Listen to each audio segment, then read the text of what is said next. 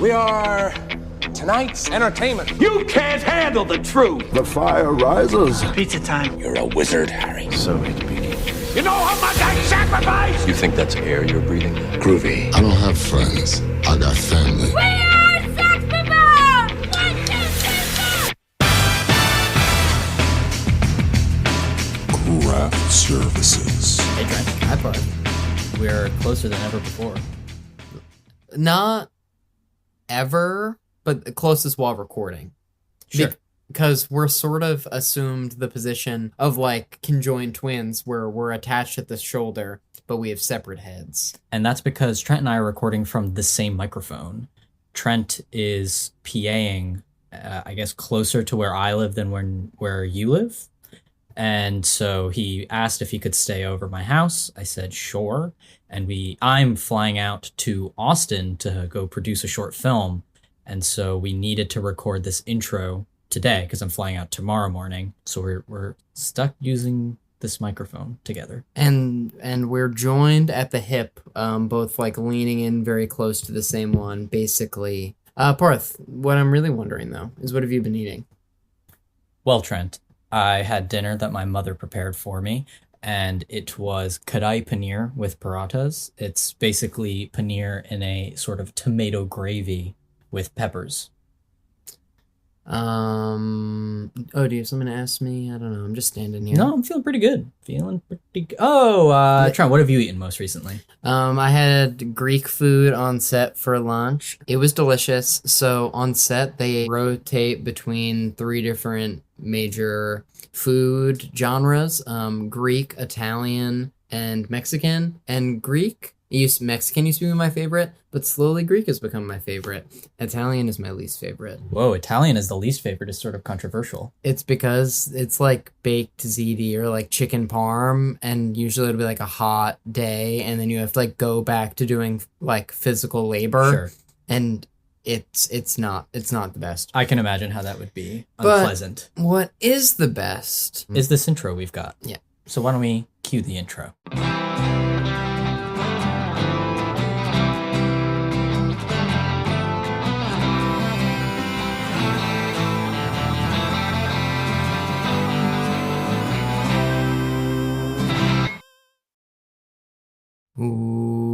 Welcome back to Craft Services, where we talk about the movies. Each week we talk about a film and hopefully have a crew member of the film to talk with us about their experience working on the picture. This week we've got editor Joe Walker again. So Dune Part 2, but he also edited Dune Part 1. And this is our Part 2 discussion with him on Dune Part 2. That's right, folks. We made Dune Part 2, Part 1, and Part 2 jokes on last week's episode. On Part 1. And yet here we are on Part 2, having Part 2 with that joke.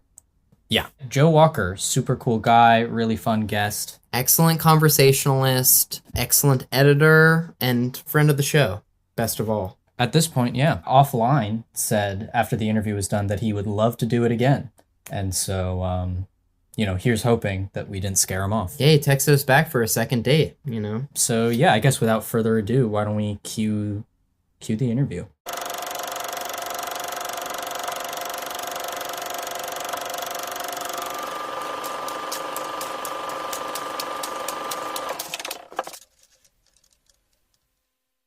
Talking about the story in terms of tectonic plates, what would you say is the story or scene or sequence that changed the most over the course of you editing it? I have to try and think. Often there's quite a range with Denny. He pays me the sort of greatest compliment, which is sometimes when something works just right, he doesn't mess with it. He doesn't sort of change it for change's sake. I think it's Hans Zimmer always talks about this wonderful German word, and I think it's Verschlimmerung, and it means to ruin something by improving it. And so with flaws, a good example of that is the Fade Ball fight, which is almost frame for frame, I'd say, awesome. Exactly the same. Yeah, it was just I invested a lot of time in that scene, and it was almost the last 2 weeks of filming in Hungary before they went off to the desert. And we stayed in the studios in Hungary to kind of receive the material from Abu Dhabi and Jordan. And I felt it was really good timing to show, Denny came round at the weekend.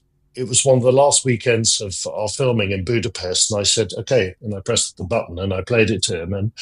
And we danced because it just was so fantastic. It was such fantastic material. And I was able to kind of get all the things into it that I think he loved. And it's a big, complicated scene, 10.5 hours of footage, really, that I had to kind of chunk through. I had a bin, on my Avid. And at one point, I couldn't open it. It was actually, there was way too many bits. So, you have that range, but then there'll be a scene, like a little intimate scene where you spend forever, it feels like, just getting it right. And maybe it's one of those little scenes like Paul and Charlie in the tent where, he wakes just before the worm ride. I think we just kept coming back to that scene and trying a different way round and, playing with what was on his mind and his dream visions. The sort of farewell scene between Jessica and Paul, I remember we, at one stage in a certain cut, we kind of pared it back quite hard. And then when we came back, we thought, actually, there's way too much missing it. And, it needs to be a proper conversation. You're constantly adjusting films, scenes in the middle when you've got the structure right. I've just learned over the years that pace and engagement with a film is really nothing to do with length. It really is remarkably nothing to do with length. And being slow or feeling slow is to do with the lack of engagement, I think. And if you are engaged in a story, you can do the most wonderful fighting and you can have the most brilliant VFX. But if you don't care about the people at the heart of it, then you've got nothing at all. So it's always the stuff that we would work on, I'd say, the most is the sort of relationship stuff, the kind of, characterful stuff, the stuff between Charlie and Paul, the stuff between Jessica and Paul, those moments. We can sweat and fuss over those over the period of months, and things change a lot. Could you talk a little bit about working with Hans Zimmer? Because the score is just so ever present in the movie, and with your own background being so involved with music. With part 2, are you cutting with temp music from part 1 or ever? Or can you just talk about sort of that process of working on the edit with music? I've got a perverse approach if you think of me as being sort of so in love with sound and music. And, of course, it's a big passion, but actually I try to keep music out of it for as long as possible because, you're trying to kind of get the story right. And you're also, I think, in that process, me and Denny love spending a lot of time working on the sound and try and make the sound do the job of the score. Start developing with our sound designers and with my assistants, we'll start building up all those sequences with what we can fetch. And you're trying to kind of give it the toughest workout you possibly can in the cutting room without relying on the crutch. I mean, the trouble with, films generally is that if you introduce great temp music into a film too early, then what is keeping people engaged? Is it your story or is it John Williams, the track from Munich or something? They're great tracks, but they're crutch. And you also need to know what the music, Hans is such a genius at talking about music dramatically. I've worked with him many, many times since 1988, can you believe? And where we worked together on a BBC show. And I remember a very angry line producer was cross because he'd left for America and there was like one cue that wasn't really finished. And well, it was, but they didn't get a second pass at it. And I remember him saying, he's gone over on his string budget by £355 and I'm not sure he'll ever work for the BBC again, to be honest. And look at him, he's going over to do Rain Man. But Hans, even with directors, Denny's very musical indeed. He's got a fantastic appreciation of sound and music, and he's, super gifted with that. But Hans is a great bridge of being able to talk about the role of music in telling a story.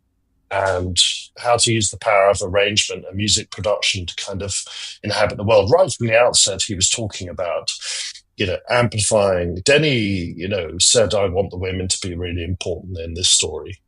The Bene Gesserit and Hans recorded this, I think it was months of recording vocalists, female vocalists doing all the Bene Gesserit chatter, which is, even in scenes, you can't really hear it up front. It's part of the texture. You can't tell whether it's a wind instrument or whether it's a breath or vocal effect.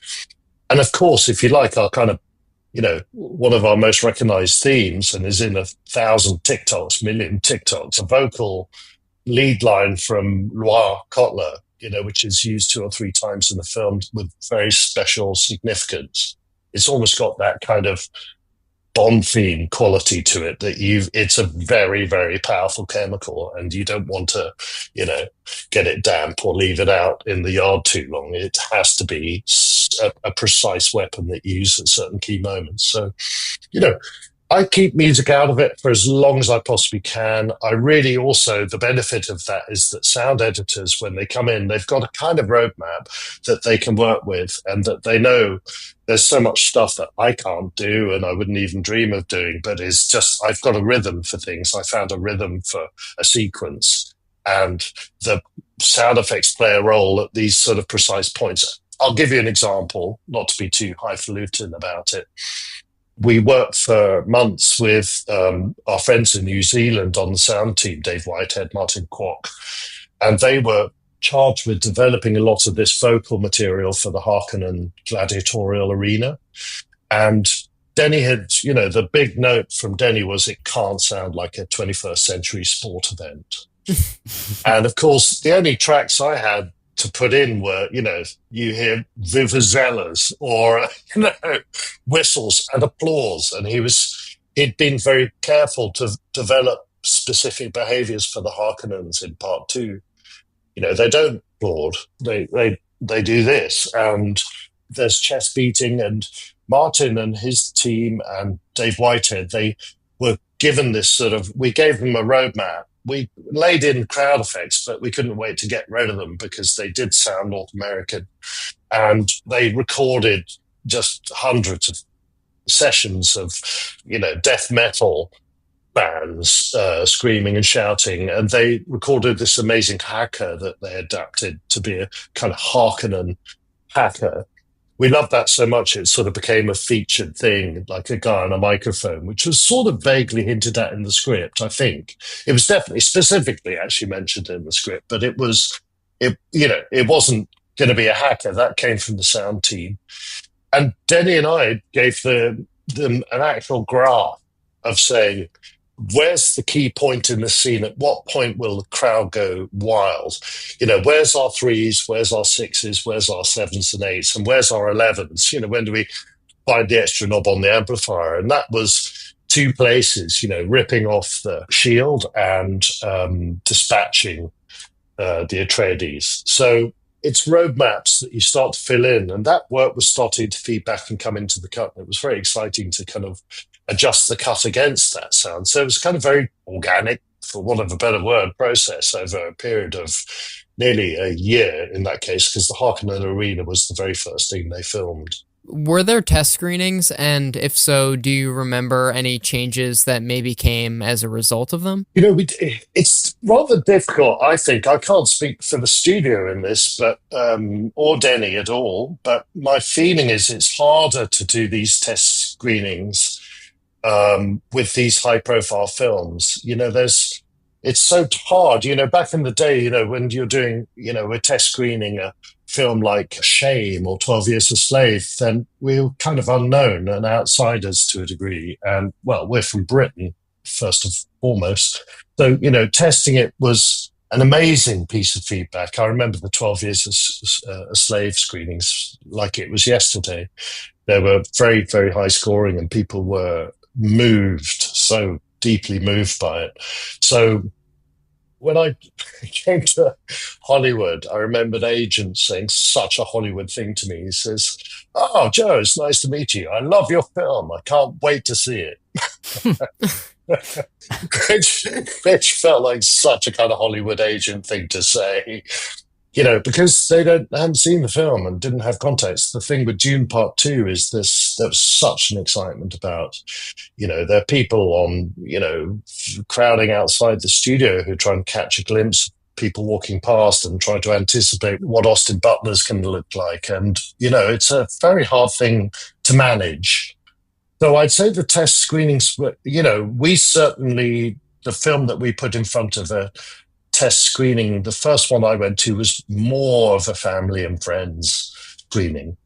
And Denny always invites people to bring, their baseball bats, as he puts it, and to be brutal, because it would be helpful, to come along and say, oh, that's great, I loved it, is kind of not what you want to hear at certain stages. You want to hear everything and, have an answer for everything in your arsenal of editing tools. So, I don't remember a test screening for Dune Part 2 that wasn't, very largely family and friends.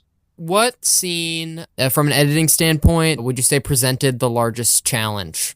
Look, of course, it was the worm ride. It was filmed over such a kind of long period of time and was made up of so many small pieces, and each of them had to be right. And it was more kind of effort for the filmmakers, I'd say. I mean, I used to watch, it was there was a kind of worm skin that was on a rig in the corner of the studio, and I could see them working, and it was just a big dust cloud that they just threw so much dust at the actors and the set, and it was ringed by this kind of collar with a kind of what they call a sand screen, which is like a blue screen, but it's a kind of clever invention that it means you're not looking at a blue screen all day.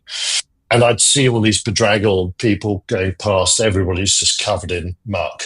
But that was pretty much the sort of mainstay of about 44 days, I think it was. And yeah, technically, I think that was the biggest challenge for the filmmakers. And for me in editorial, it was, it's very strange having a jigsaw where what the finished image is sort of got to look like because you've got a very good idea. And you're talking to Denny about that all the time, but it is arriving one piece at a time. And I suppose that was very challenging, but seems to become a great scene. We heard in another interview that you were on set while editing, and can you talk about what some of the benefits of that were, or why exactly that was arranged? Well, it's not, it's very normal on a film of this scale. Mm.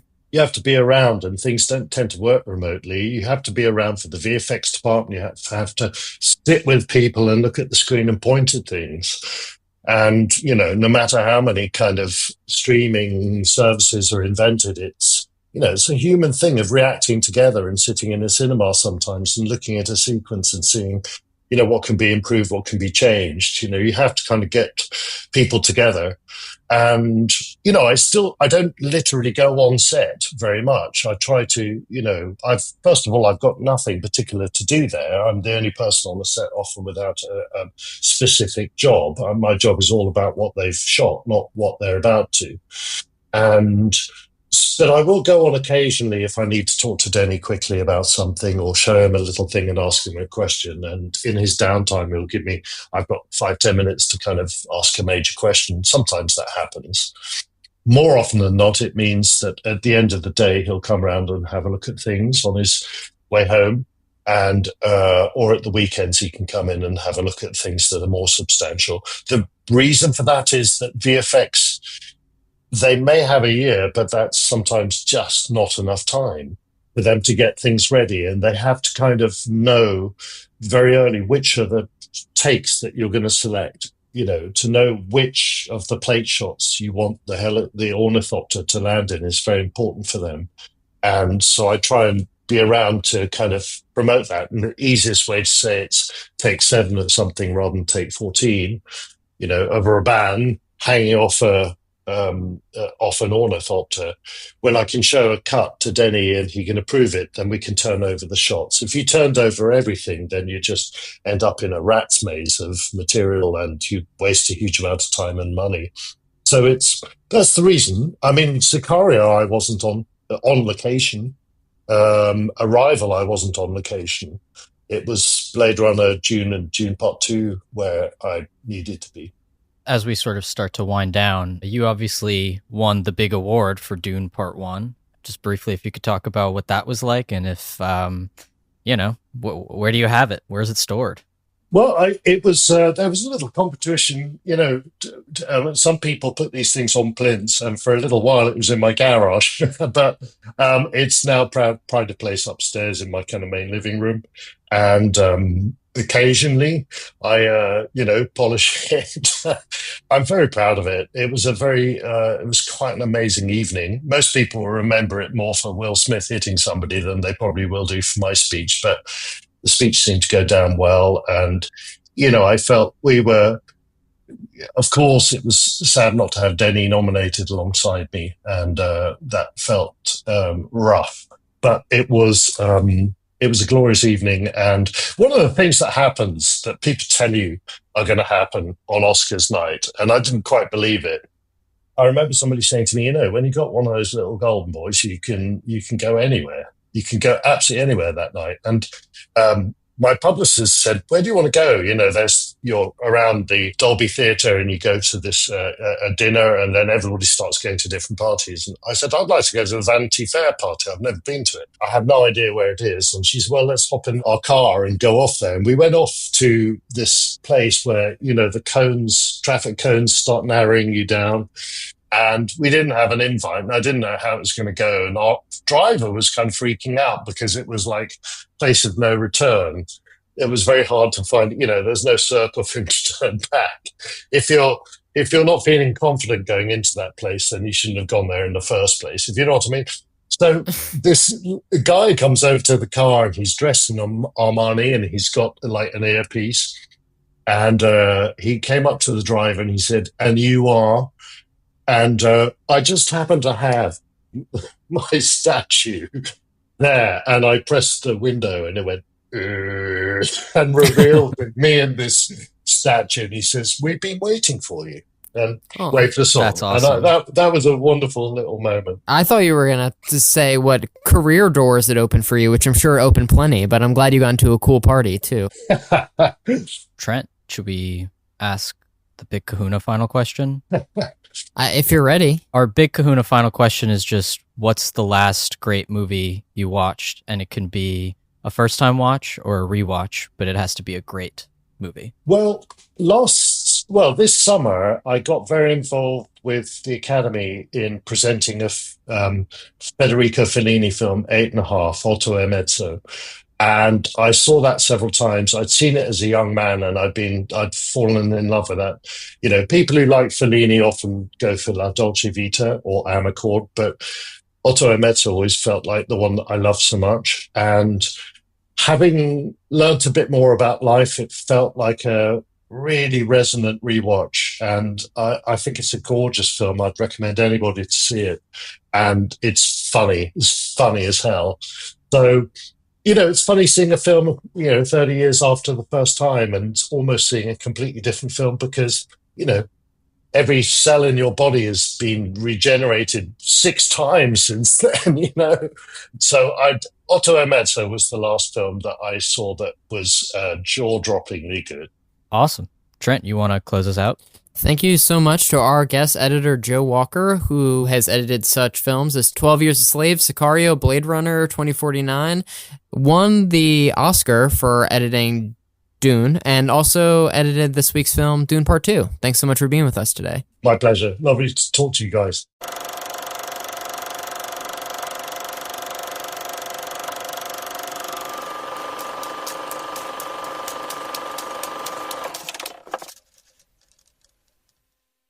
Well, that about wraps that up, don't you think? That was pretty good. That was one of our best. We mentioned we're starting. This is the start of a new generation of interviews. Big things to come, folks. That's all we'll say about that. That's right. Thank you so much to Joe Walker for coming on the show. We really appreciate it. Thanks to his team for making it happen. Again, this was months of preparation, and I think it went off without a hitch. Thanks to all parties involved. We're, like I said last week, we're going to start there's going to be some changes going in craft services and podcast land.